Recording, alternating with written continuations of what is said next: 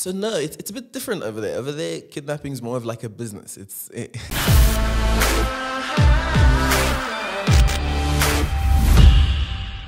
What's happening, guys? Welcome to a new episode of Jester Radio. You probably know my guest from Superbalist, Zando, One Day Only. I think I've seen him most on One Day Only, maybe just because I go on there every single day. He's also been on Netflix. He's been on a movie on Netflix, which is dope. Joel McCarty, thank you so much for coming through, my bro. Thank you very much for having me, brother Jesse. We went to school together. I was in the same grade as your brother and your cousin. Yeah. And so you grew up in the DRC. No, actually. Was that Emmanuel? He grew up in the DRC or not? So none of us really grew up in Congo. We moved quite a lot growing up. So I was born in the Congo. Then we moved to Angola. Then we moved to Mozambique. Then we moved to Zimbabwe. Then we moved to South Africa. Then we moved to the Dominican Republic. Then we moved to Haiti. And we moved back to South Africa. So starting off, born in Congo, how long were you there for until you moved? Your first move? So I wasn't there for quite long, actually. I think we moved when I was about like one and a half. And then we had the first move to Angola. At the time, my dad was working in Uvira. That's, I think, in the eastern DRC. And it was like a war, like a full-on war. So he has some interesting stories about that. And so about 1.5 years old, moved over to Angola. We were there for maybe 8 months to a year. And then after that, we moved to Mozambique, obviously. Also for about 1.5 years. Zimbabwe, we were there for about 2 years, 2.5 years. Then we came to South Africa, and that was quite a long stay. We stayed here for 6 years. And we moved to the Dominican Republic. There we stayed for about 8 months, and Haiti 2.5 years. And yeah, back to South Africa ever since 2006. No. 14. Okay. 2014, yeah. So why were your parents moving around so much? So my dad's a humanitarian. So he works with the organization called World Vision. And it's one of the largest NGOs in the world. And in essence, he fulfilled different roles in the organization throughout the years, and so they required him to move around quite extensively. Moving to all these countries, I mean, I know Gift and Emmanuel could speak French. I assume you can as well. Yeah, we can speak a few languages, actually. So I've got English, and then French. I can speak Spanish, Haitian Creole. All fluently? Not all fluently, so Spanish, I can definitely hold the conversation down, and you throw me in Spain for about 3 months, they call me Papi Chulo. I'll be out there, Haitian Creole as well. You throw me in Haiti for a few months, I think I'll be able to find myself around. Then we've got Lingala and Swahili that we also speak, and that's about what we got in the arsenal. And English? Yeah, English, definitely. So moving around a lot, I assume. Well, obviously, South Africa seemed to be the place you've, based your operations out of most of your life. Yeah. So you grew up when you were in South Africa, mostly in Johannesburg, but now you're living in Cape Town. Yes. So you just finished school. You're doing a lot of modeling. Yes. And what got you into modeling? This podcast is sponsored by Nutricon. You can use the code JESTER3, JESSTER 3, and save 20% off. Other athletes are offering you guys 10%. Use my code and save 20% off. That's right, 20% off of everything on the Nutricon website. Link in the description. Back to the podcast. What got me into modeling? Wow, my journey in modeling actually started, I would say, much before I moved to Cape Town. Although it was an unsuccessful journey, I would say, because I had my first test shoot with my brother, actually, Keenan. So he lives in Canada now. And I remember he studied graphic design. And so for one of his projects, he was like, hey, I need you to step in front of the camera. And so we were in Canada at the time on holiday, and they had a studio at the university. And so we hopped on in the studio. I think I was about 13, 14. And I really just loved being in front of the camera and the vibes. It was ridiculous. And so we had a test shoot, and everything went quiet for the next few years. Then when I moved back to South Africa, actually, So where were you before you moved back to South Africa? Haiti. Haiti. Haiti, yeah. So when I moved back to South Africa, what happened? So I wanted to start modeling. I was still in high school though, and so I went to Ice Models over here in Johannesburg, in about grade 11, and I spoke to. I need to remember her name because she is an amazing woman who actually got me kind of started on this whole journey. Oh Lord, I can't remember right now, but so I went to Ice Models over here in Johannesburg, and they said, you know, like I just walked in, which is something that you're definitely not supposed to do. But she was super lovely, and she said, "Hey, look, you're still in high school. There's no rush, like, to do this thing. Why not come and visit us? You know, when you wrap up high school, you're about to go into matric, which is a hectic year, and you won't be able to juggle the two. Why don't you, you know, step through at the end of the matric, and let's figure it out for you." And so didn't go back in for about like a year and a half, but literally the day I finished matric, you know, went to VAC, did the whole thing, came back, went into the agency, and she actually remembered who I was. So that was really cool. And she was like, "Hey, like, so what did you decide to do?" At the time, I was supposed to go to Tux actually, because UCT was being a bit funny with acceptances. So it's difficult to get into UCT. yeah, it's weird. Like they give you like acceptance like 3 weeks before, and you're like, bro, I need to plan my life. I'm moving to a different city. you know what I mean? So it's insane. And so she was like, "Okay, great.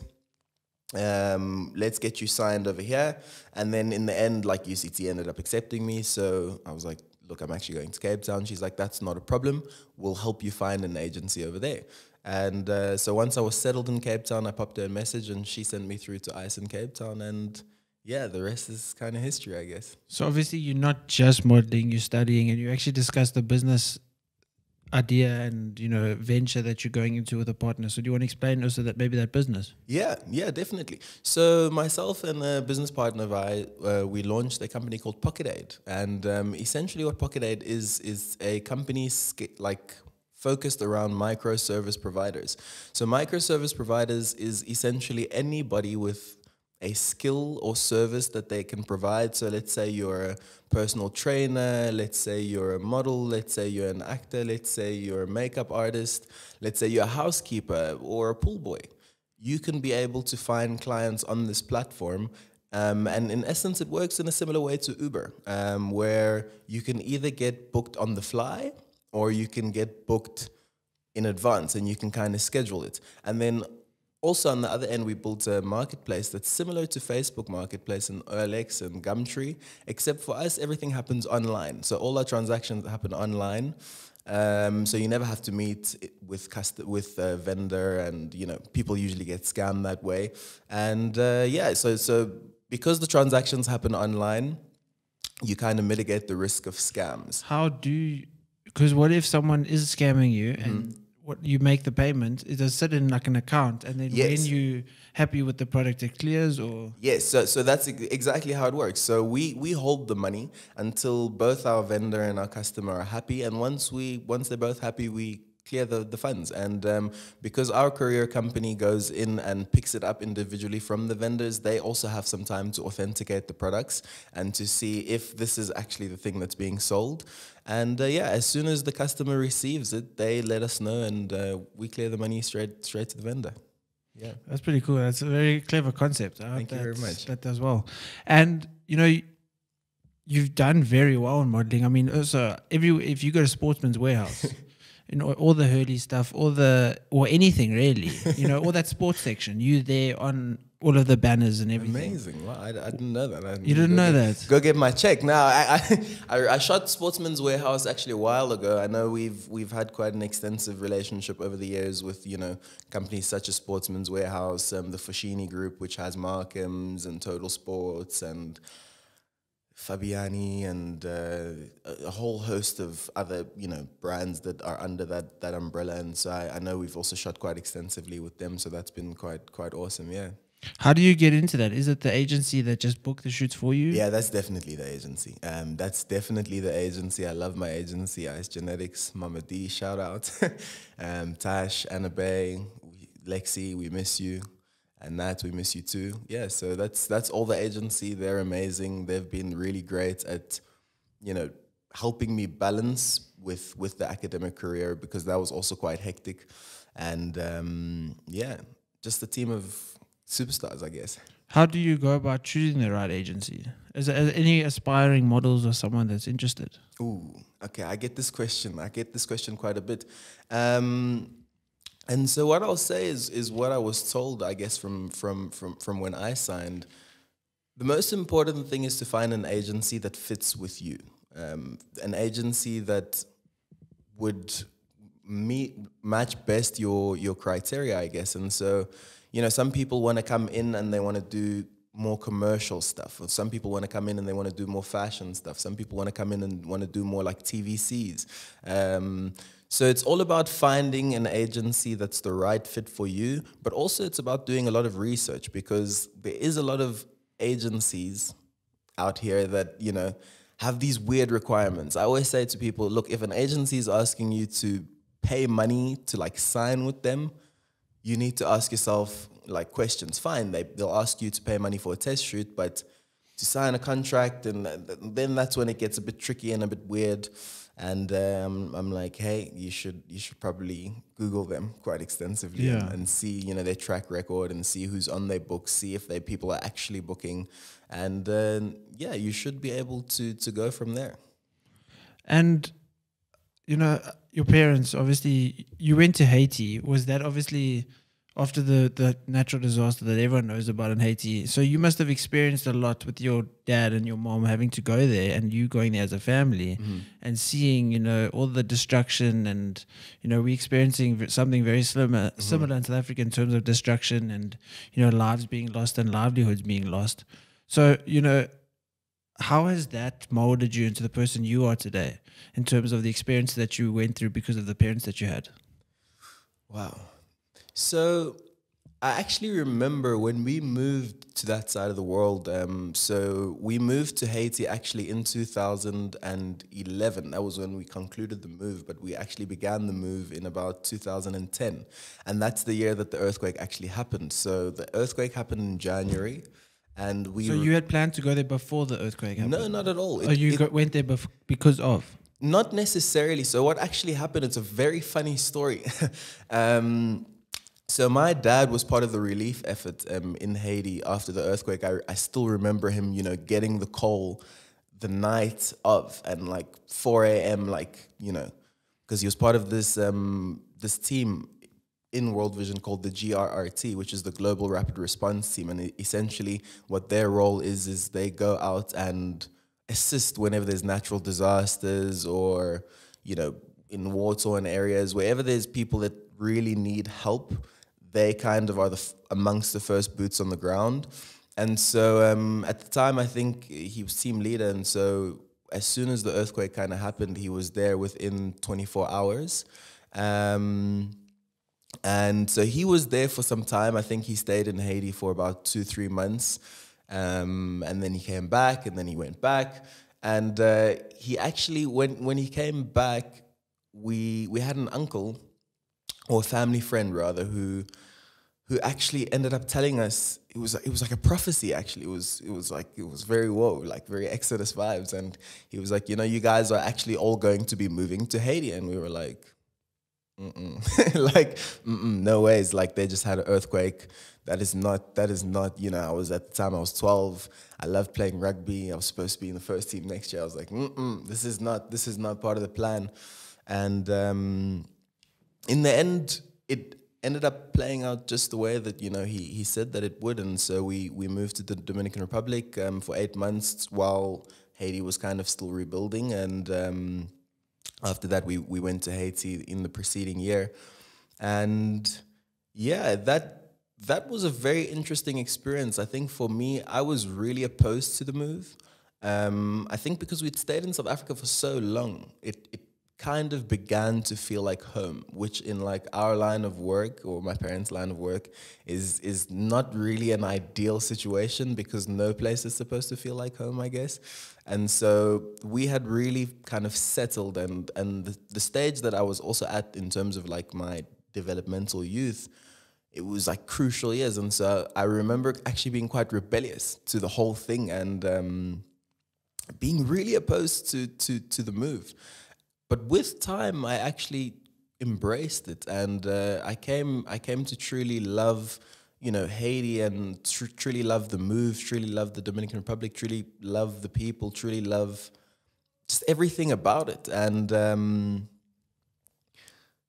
I would say that it in a lot of ways it fundamentally shaped the person that I am today, and I learned a lot being there. I learned a lot about life, about the real world, about like struggle, but also about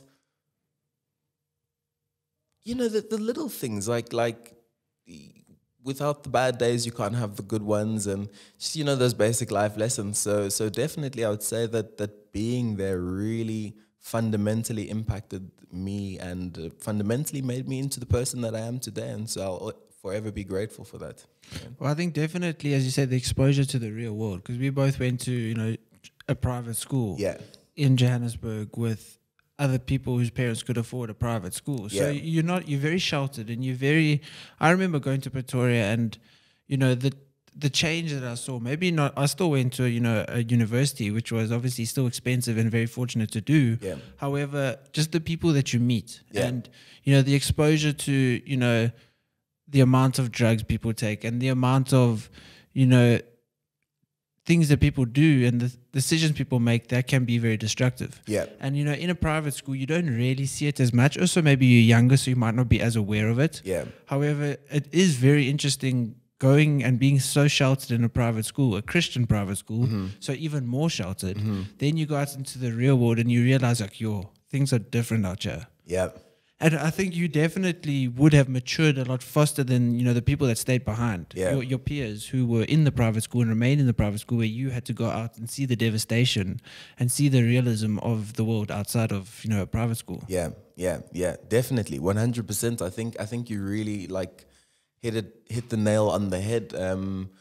I would also say it wasn't necessarily devastation because Haiti is a very beautiful country.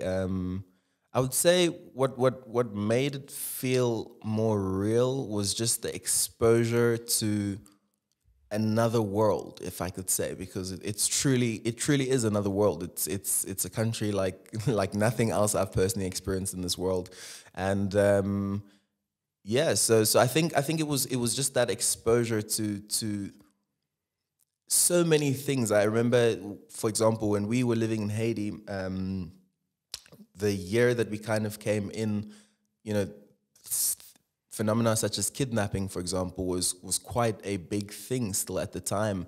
Although whilst we were there, the situation calmed down quite a bit. But I heard again right now that it's back, and like kidnapping is quite rampant, and kidnapping was in terms of like human trafficking, kidnapping, or. So no, it's a bit different over there. Over there, kidnapping is more of like a business. It's like so for the ransom. Yeah, or? So for ransom demands and for things of that nature. So it has more like business undertones to it, if that makes sense, and like also political undertones. And so so just being exposed to that, I remember we had guys who were assisting us with security, and just being told certain things, and having to have these weird curfews, and when there was political unrest, having to be surrounded by like quite a heavy like security apparatus, it was just different. And which so is something now we all experience. Oh yeah. Oh wow, no,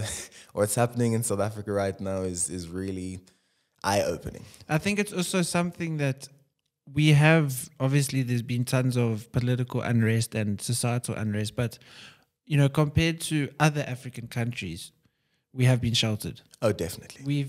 We haven't experienced half of what other countries haven't experienced, and also because we haven't experienced it, the moment we experience something similar, Yeah. it's such a shock to the system, and it's so devastating. Yeah. Either way, if you've experienced it often or you haven't experienced it, it's still devastating. It still has dire, consequences and effects to the country.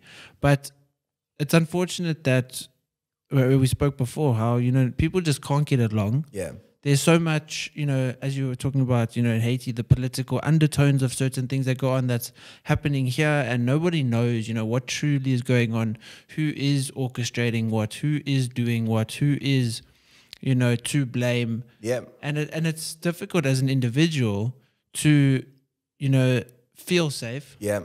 And also to feel, obviously, we are a lot more safe. Even in Joburg, anyone in Joburg is a lot more fortunate than the people in Durban currently, in KZN. Oh, yeah. But it's difficult to say, okay, well, I am positive and I'm happy and I'm safe. I'm still more fortunate than someone else, and I'm sure that's something that, your parents may have taught you because of the experiences that they have and the experiences that you have. Yeah, definitely. I actually remember being in Congo once on holiday, and I swear I'm not joking to you, I heard an RPG go off. And I was like, no, surely this is like, I must be hearing things. It was like a scene from Call of Duty. So we heard like an RPG go off, and then we started hearing what sounded to be like assault rifle, like fire. And I remember I was with my little sister at the time, and we were at my uncle's house. And so when I start hearing this, I'm going like ballistic. I'm like, oh my God, get down. And my baby cousins are just like walking around the house, and they're like, dude, just relax. Like, so they've been there more than you. So they kind of were accustomed to it. Yeah. And so that was like my first real like shock. I was like, whoa, like, okay, so it's real. So when things kind of started happening over here, I wasn't necessarily like too shaken up, because I guess we've seen a lot worse and a lot more interesting situations. But definitely, I think what's happening here in South Africa is quite an interesting, phenomenon, because it's such a complex kind of political situation. Even within the ANC, I think it seems that the party has been stratified into these two kind of factions, where you have the people who are supporting Cyril and all of the people backing him behind, and then you have the people who are supporting Zuma and all of the people behind him. And I think what we're really seeing now is a blow up and a clash of those two factions, right? Because if you really think about it, I watched a very interesting documentary the other day called How to Capture a State. And fine, it might be a little bit of propaganda and stuff, but some of the stuff has to be factual, and some of the stuff, is actually factual. And, you can go do your research and find out all the articles about, that the Times were writing at the time. And what it actually seems is that there's a lot of people behind the kind of unrest right now who come from the one faction. And in essence, what's really happening is that because, the president is currently, the former president is currently in prison, there's a lot of people who it's not necessarily in their best interest for him to be in jail. Because if you think about a spider web, he was like the spider in the middle of the web. And now that they got like the spider, it's a very complex and complicated web that's being uncovered and that's about to be uncovered. And so it's truly actually these individuals who are kind of propagating this violence, because it's not in their best interest for the rule of law in this country to prevail. Yeah. And it's sad, because the people most affected are the people that need the most. The people that are most affected, are either the people writing or the people who aren't writing and still are losing their jobs and still maybe don't have jobs. And billions of rands have been lost in this, in pursuit of 90%, probably even more, of the people looting. It's not to free Zuma. Oh, no. And that's unfortunate, because, we're hungry, we want jobs, we want food. So let's destroy half the country for that, that goal, which obviously doesn't correlate. Yeah. And it's sad how, as individuals, and also amazing how certain individuals have kind of put their foot down and said, not in our town. Yeah. And it's amazing to see the individuals and the residents of KZN and, the worst affected areas sticking up, on guard. I mean, I've seen many Instagram stories of people who aren't sleeping at night to protect their homes and to protect their families. Yeah. I think that's really a beautiful testament to, the South African people and, just the nature of this country, the Rainbow Nation. I think it's beautiful that the people can come out together and rally together and kind of, put their foot down where maybe the government hasn't necessarily been able to act and say, look, this is our homes, this is our lives, this is our livelihoods. And I think a lot more people are beginning to realize that because like you said, the people who are going to suffer the most from this are not the people living in, the bougie areas, driving their G-Wagons and Range Rovers. It's truly the population of the country that's going to be suffering. And I think a lot of people have begun to realize that. And so it's so beautiful to see them rally behind each other and, communities are kind of standing against this and taking a stand. I think that's something that's beautiful and that's something that I don't know if I could have anticipated. Yeah. And, there's a lot of negativity from this, but I think in darkness you have to see light. Yeah. And I saw a photo of an Indian lady with shotgun shells all over her. And it's nice to see that standing next to that's that Indian lady standing next to an Afrikaans guy. And now that the taxi association is now also standing up and, Afrikaans, white, black, Indian, everyone's working together to fight a common cause of just trying to preserve our country. Yeah. That is beautiful to see. I think that for me, there was one thing that kind of concerned me. Just as you brought that up, I remember being on Twitter. I'm not really on Twitter like that, but everyone likes to lurk, especially in times like this. Also now, I mean, everything's about it. Exactly. So I was on Twitter and I was actually seeing that in certain communities where citizens had taken up arms, it also seemed like there became some kind of racial and ethnic undertones in this whole situation.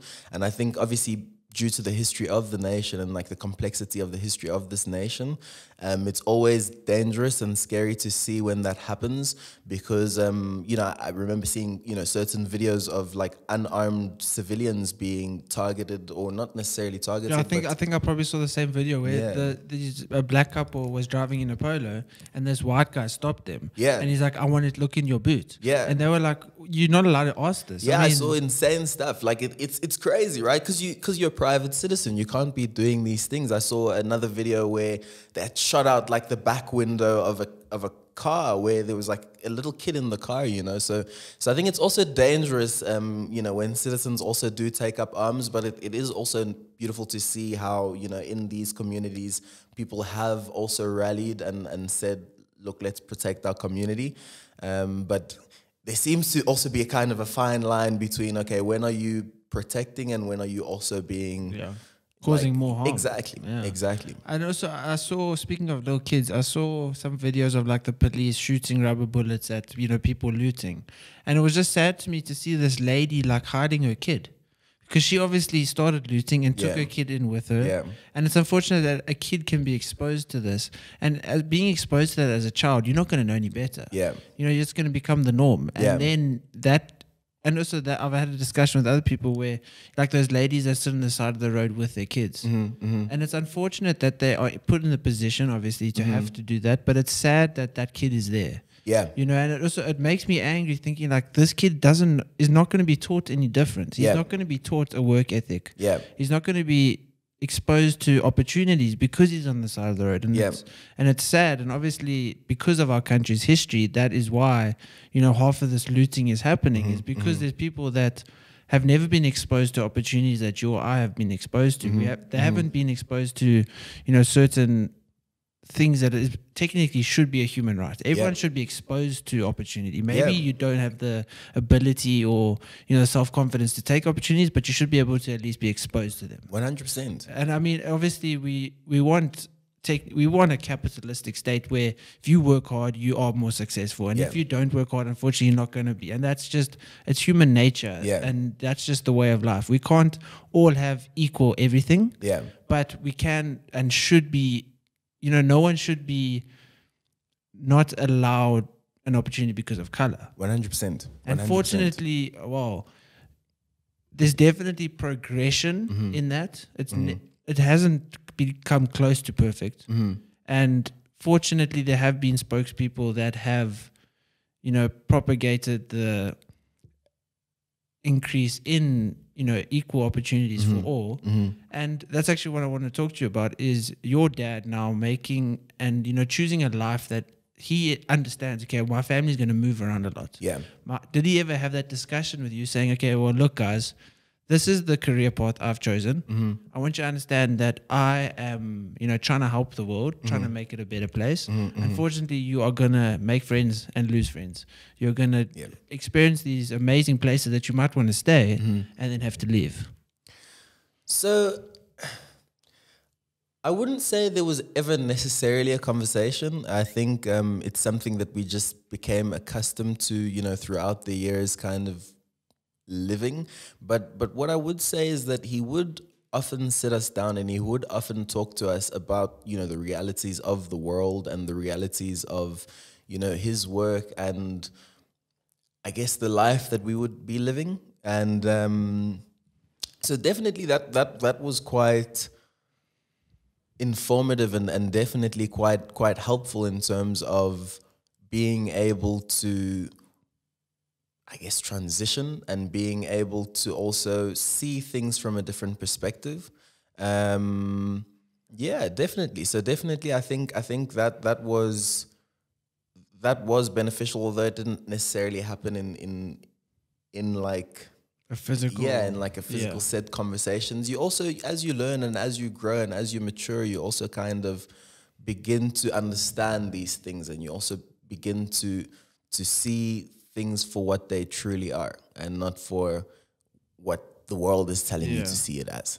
And so your dad being a humanitarian, having to move around, was your mom also part of that, or did she have a career that she could pick up and move around? Or So my mum, his career would be definitely us, and I think she did a great job. She definitely, we were lots. There's four of us. bro, honestly, so Sasha's sister has a daughter. Yes. So it's Sasha's niece, and I look after her for one night, and I'm dead. Bro, big up respect to any mother that is able to, and it is a full-time job. Yeah, 'Cause definitely. if you look at it, women that have work and go to a job every day, there's still someone looking after the kid. Yep. It is a full-time job. Yep. Either you do it yourself or you pay someone else to do Yeah, it. yeah. And I think so that was actually a conversation that my parents had, because when they initially started, they were both working in the Congo. My mum was working in the airline industry, and my father was in restaurants, and he was trying to hustle and make things happen.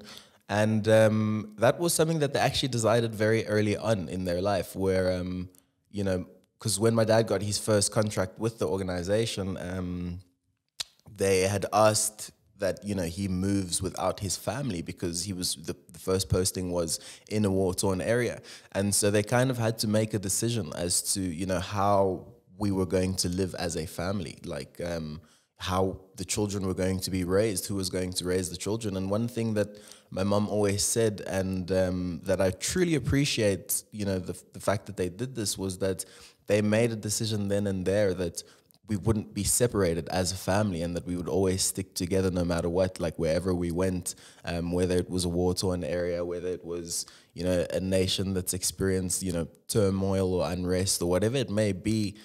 They made the decision to just ride it out and stick together. And so my mum, she stepped away from her career, and she decided, to raise us. And I love it. I wouldn't have had it any other way personally. I don't think, looking back, she would have wanted to have it any other way. But she also keeps busy these days. My parents actually live in Senegal right now. So yeah, she also keeps busy these days, managing, family affairs and everything that comes with that. And so yeah, so that's in essence what she's up to these And days. they moved there for your dad's work. Yes. Yeah. So Okay. so they moved there in, I'd say, the beginning of 2019. My dad moved, and because my baby sister, well, not such a baby, she's in first year, but she'll always be my baby. So so my baby sister was in matric all the way up until last December. So my mum kind of was doing a back and forth because she wanted to, make sure that, the last baby just goes through it and experiences that support system and that support structure. And yeah, so she permanently moved down in the beginning of this year, and she's loving it. I actually want to go back up to Senegal. I had the opportunity to visit Senegal in 2019. Beautiful country. I think everyone definitely needs to visit Senegal. Beautiful country with a beautiful history. They got beautiful beaches, beautiful culture, beautiful people. Yeah. So you've traveled a lot. Where has been your most, the place that has had the most and biggest impact on you? Or even just the place that you found most beautiful and found that you were your happiest at? I would say the places that have had the biggest impact on me in terms of places that we've lived, I would definitely say would be South Africa and Haiti. I think South Africa, just because, living here so long and making all the friends that we made and, all the connections that we made, it's been a beautiful, beautiful, beautiful, beautiful experience in this nation. Also, Haiti, just the growth that I experienced as a person, the growth that, we experienced as a family, I think it is truly just unparalleled. And so those would be the most fundamentally impactive, I guess, nations that we've resided in. And in terms of countries that we've visited, that the most beautiful, A place that you would suggest someone goes on holiday or just goes and Punta visits? Cana. You have to go to Punta Cana. That's in the Dominican Republic, around the coast kind of area. Wow. It's wow. They have insane resorts. It feels like a movie. It feels surreal. You just get in that whole vibe. You want to drink the piña coladas and you're just dancing on the beach. It's vibes. Definitely Punta Cana. That was amazing. I think Dubai is also great because, Dubai, they really built something special and something amazing in that nation. And yeah, I mean, we've been around, New York is beautiful, Paris, but Punta Cana, very unique, very beautiful, and yeah, maybe Dubai. Okay. Yeah. And now for modeling, is there, you have to always look a certain way, and you have to, because I mean, you have to be, and also it's interesting how, well, fortunately also, there's representation of all body types in modeling now. But you obviously representing a certain body type have to stay a certain body type. Yeah, yeah. Is that conversation with your managers and the organizational team, like, Joel, don't put on weight. You have to look like this. So honestly speaking, I guess I've been really blessed and privileged because that's never actually been a point of conversation at the agency. I know I've heard it before. I think especially when it comes to, females in the industry. I remember two very good friends of mine who live in the Netherlands. The one girl, she was telling me that when she went to Paris, because, with modeling, you also get the opportunity to travel and to sign with different agencies around the world. And so she was telling me actually when she went to Paris, she got sent home from Paris, I think maybe 4 or 5 times. And, I know the girl. She's gorgeous. She's skinny. She's, by all means, the typical standard of beauty. But she got sent home from Paris a few times because, I'm not sure right now how it is over there, but apparently they're very strict with measurements, especially when it comes to, I guess, females, and especially when it comes to high fashion. But luckily, I don't think the South African market is that intense because South Africa, the market is mostly a commercial market. So when I go to the agency, in fact, if anything, when I lose weight, they're like, "Are you okay? Do you need to eat something?" And yeah, so they really like supportive about that, and they're not very like, hey, dude, Okay. one app disappeared. You need to get that app Yeah, back. yeah. No. I've my weight has fluctuated a lot. Like right now, I was actually telling them I lost a substantial amount of weight over the past few months. And yeah, so they've really just been, supportive. And the great thing is that you just pop in for Polaroids, and they just update your polies, and you're ready to rock. Was that the weight you lost due to choice, or what do you think that was? Honestly, it's been a stressful year. It's been a stressful year. And so the weight loss, I didn't know what it was. I think because it all came maybe, through like a 3-month period, which is why I say, first of all, people, like, mental health is something that's like very, very, very important. Like, you need to check in with yourself. You need to check in with like what's going on in your body. Like, just make sure that, when your body's giving you signals, you're respecting your body, because it actually is a self-regulating kind of thing. And so I guess I was blowing through the signs and like ignoring my body. What do you think those signs were that you may have missed? So for example, for about a month straight, I kid you not, every Monday or Tuesday I was just throwing up. So I was like, okay, like, if people who know me know that, like, me stepping into the hospital is not really, it's not really something that I enjoy doing, or going for doctor's visits. And so, like, literally for about a month straight, every Monday or Tuesday, I was just throwing up, and it was just like, I couldn't understand what it was. Also, like, I noticed like changes in my appetite. I just wasn't hungry. Like, it was weird. Like, I remember days like just eating like crepes, like one crepe, and I was like, yeah, no, dude, I can't put anything else into my system. And so, I think it was just being under a lot of pressure, under a lot of stress, obviously with work stress, life stress, relationship stress. There was just a tremendous amount of like stress and pressure, and it all kind of contributed to this weight loss, which has been insane. Like the other day, and when I really realized that it was kind of like, whoa.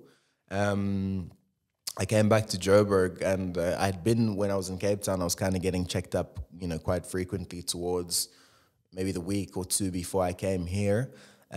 Because the doctors were quite concerned. They didn't know what it was, because I was coughing, and so people were like, maybe it's the vid. And I was like, ooh, the vid. And luckily, like, it wasn't the vid. The vid, that was great. Have you got COVID yet? Like, officially or unofficially? Officially. Like, you were sick and you got a test and is it positive? No. So I'm convinced that I had COVID, because there was one point in my life where I was like, dude, I'm not tasting my food, I'm not smelling anything, and I'm coughing, and like I really feel sick. But that was for like 2-3 days, and then like it got better with time. Okay. So I'm convinced that unofficially I had the vid.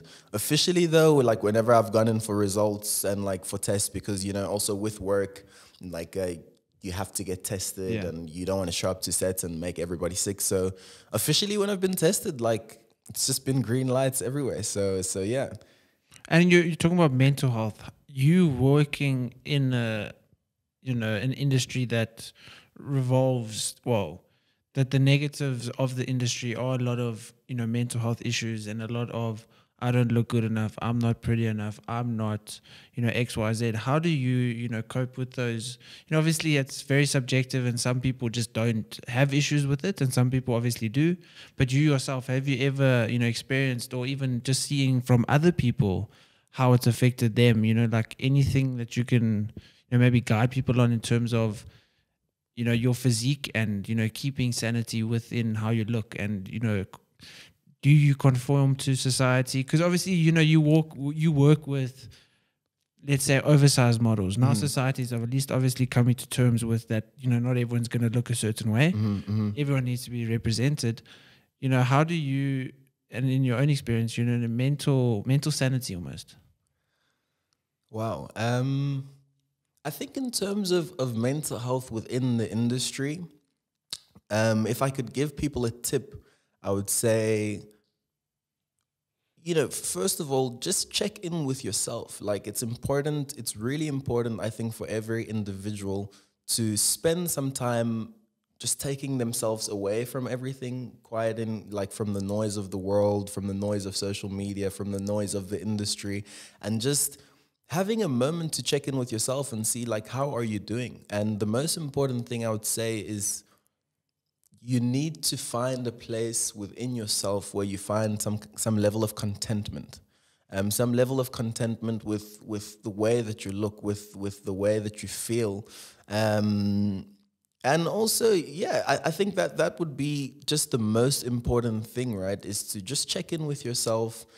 Often check in with yourself. I know I've come across a few people who, unfortunately, like, being a part of this industry, were negatively impacted in terms of, like, their mental health.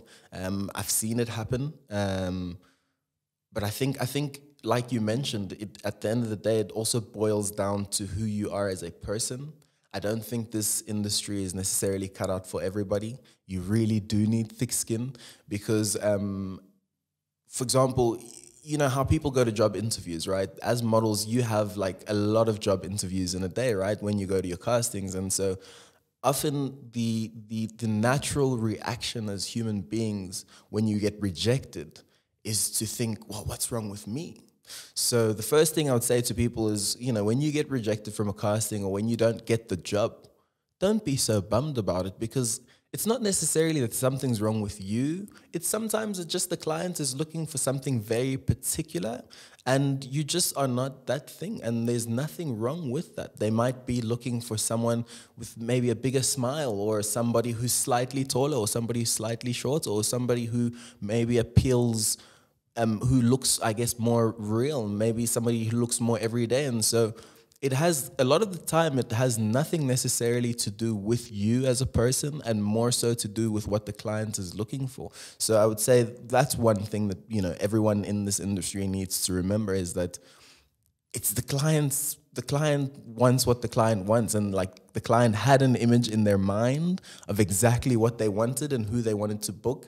And whoever goes closest, I guess, to that image is the person who's most likely to get booked. And so if you're not booking, don't be bummed about it, because I've seen amazing, like, beautiful people come from, like, all over the world into the South African market. For example, in Cape Town, there's this thing called Season, where I think it's from October to April, let's say March. So during the summer period, where you get an influx of, like, international models that come in from all over the world, like America, Netherlands, Germany, Australia, you name it. They all come down, and I've seen gorgeous men and women just not book in this market, not because they're not beautiful by any means. I mean, they've got hundreds and thousands of followers on Instagram who would agree that, they are gorgeous, but it's simply just that this market is not necessarily for them. And they don't necessarily have the look that is appropriate, or not appropriate, but that fits within this market. So, yeah, people shouldn't necessarily be too bummed out and take things so personally. I think taking things personally in this industry, you're gonna go crazy. And so, yeah, don't take things so personally, and understand that also you do need to have thick skin, because, like, getting rejected, like, time after time after time after time after time again, it does inevitably play a role in your mental health. And you kind of might begin to ask yourself the question, hey, what's wrong with me? Like, am I not good enough? But more often than not, that is literally not the case. Yeah. And, you mentioned that you're on a Netflix, was it a movie or a series? Movie, a Netflix movie. How did that happen? How did that happen? Actually, that's a very beautiful story. I remember casting for it. It wasn't initially meant to be on Netflix, actually. So, sorry. No stress, brother. So, yeah, it wasn't initially meant to be on Netflix. I remember we started shooting it in 2018. 2018, yeah. So that's when I think, yeah, that's when we started shooting the movie. I remember going to a casting for it, and I didn't hear back for like 6 months. And then all of a sudden they're like, hey, dude, you have a call back with the director and like he wants to meet you. And the director, his name is Sunu Gonera. He's an amazing director, very talented. He's directed a lot of American, series such as like Homeland. He's done a few episodes in like Homeland, and don't quote me on any of this, but like a few series. I know he's also worked with actors such as like Terrence Howard and Bernie Mac, and quite large, big American actors. And so this film that he worked on called Riding with Sugar is actually adapted from a short film that he did earlier. And in essence, this is like his life's work, and this is really a story that he's been wanting to tell for quite a long time, and so he managed to get everything in place. And yeah, so I remember going to the casting, and I did my little audition, and it was me and him and the camera guy. And after I did my audition, everyone was just quiet, and I was like, well, was it really that bad? Like, come on, like, I know it wasn't that bad. And then it didn't help what he said next. He was like, what the, and I was like, like, was it really? He was like, and I was like, okay, I don't know what I'm supposed to say or do right now because I don't know what that reaction means. And he was like, no, dude, that was amazing. And I was like, oh, wow. Okay, cool. But, sometimes you have a tendency when people say things to just like, okay, let's see how it goes. Assume the worst. Exactly. But I was actually very privileged because so the role that I casted for was a larger role in the movie, but I didn't get it because I didn't have experience as an actor. But I was really quite privileged because what Sunu actually did is he created a role for me in the film. It was quite a short role, but I really was appreciative of the fact that, he was able to, I guess, see something in me and literally create a character for me. And so that was quite amazing. I got to work with an amazing cast. There was Charles Mnene, there was Simona Brown, there was Hakeem K. Kazim. So like being able to work with these actors, I mean, Hakeem has worked on, wow, you just Google him, you'll see. He's worked on everything from like, I think Blood Diamond to Kings and Pharaohs, I can't remember. There's a lot of stuff that he's been involved in. I know Simona, she worked on Roots, the short docu-series that came out with, Roots, the Kunta Kinte story. So that was quite amazing. And Charles also, he's done quite a lot of work, especially in Britain. So most of these actors are actually from the UK. And they flew down just for that project. So it was quite amazing to be exposed to those people and, to kind of get their insights on the industry and kind of get, tips even from them. And so yeah, I was truly blessed and lucky to be a part of that project. And now going forward, that has also opened a lot of doors for you, I assume, and it's going to open a lot more doors. What was your character? Who were you? What are you about? So my character was the character of Lebo. And I played Simona's like love interest, but not primary love interest, I guess a secondary love interest. And literally, I'm not gonna lie to you, in the script, if I'm not mistaken, it was Lebo the douchebag. So that was my role. I had to play a douchebag. So literally, that's if you watch the movie and you see where I show up, like I'm a bit of a. I'm gonna watch that tonight, then, bro. I'm gonna watch it tonight. Perfect. Yeah. So that was my role, Lebo the douchebag. Bro, thank you so much. I've really enjoyed this. That's all the time we have. Thank you very much, Joel. Brother It's Jesse. been an absolute pleasure. And guys, thank you for watching. And yeah, check out Joel. I'm gonna tag everything below. Put some more information about him, and hopefully we can see you again on Netflix. Definitely. Thank you very much, Jesse. Definitely. I love the work that you're doing here at Just the Radio. I love the work that you've been doing. I've always been watching you from a distance. Ever since we were in high school, coming into university, just seeing how your platform has grown, seeing how you've been able to do this in a country like South Africa where, you know, like I guess digital and YouTube and podcasts are not really a thing. You've really seemed to have be paving the way, and you in many ways a trailblazer. So thank you very much for having me on the show. Keep on keeping on. You're doing amazing things, and I wish you nothing but the best, my brother. Bro, thank you so much. I really appreciate that. Thank you. Sweet guys. Cheers.